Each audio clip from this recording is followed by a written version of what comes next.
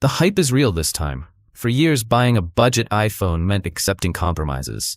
You get solid performance, sure, but the premium feel, the flagship features, those were locked behind the Pro paywall. Now that formula is about to shift again. The iPhone 17e is almost here, and if the leaks are accurate, this could be Apple's smartest upgrade cycle in years.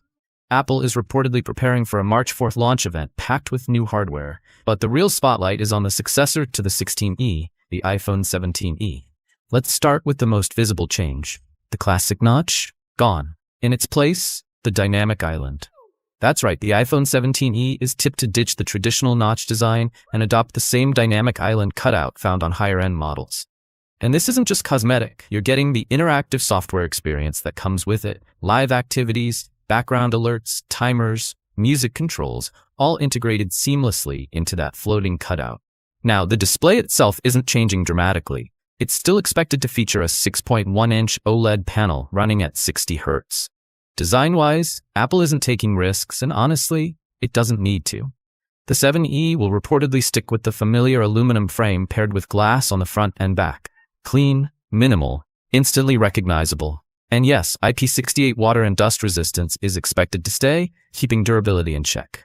Under the hood is where things get interesting.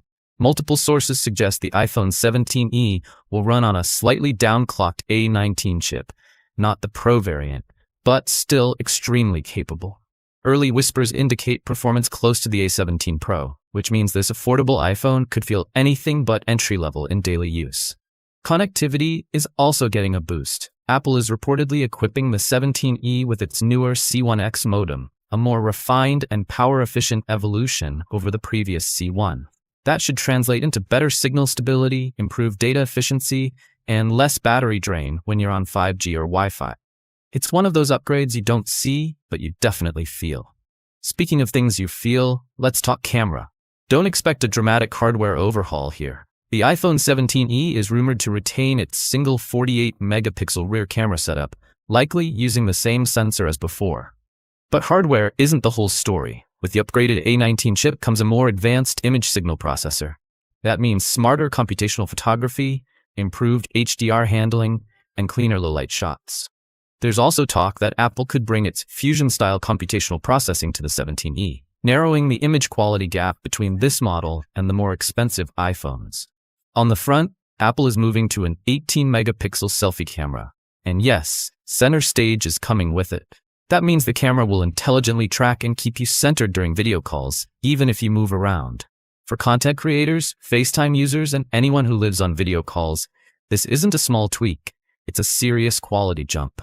Sharper selfies, smarter framing, and a much more dynamic front camera experience overall.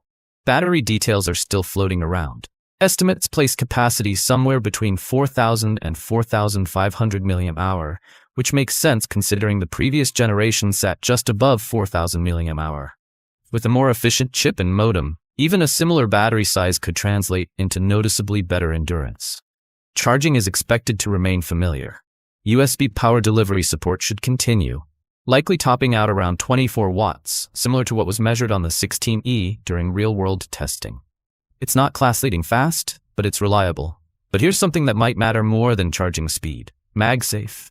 Yes, MagSafe magnetic wireless charging is rumored to finally arrive on the 17e.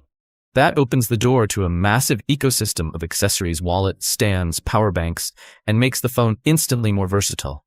All reports so far suggest Apple will hold the line at $599 for the 128GB base variant.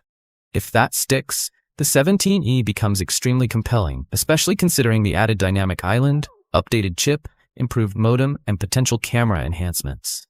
Last year's model performed well. Apple clearly sees no reason to overhaul the strategy. Instead, it's refining the formula, keeping the core design, boosting performance, adding premium touches, and holding the price steady.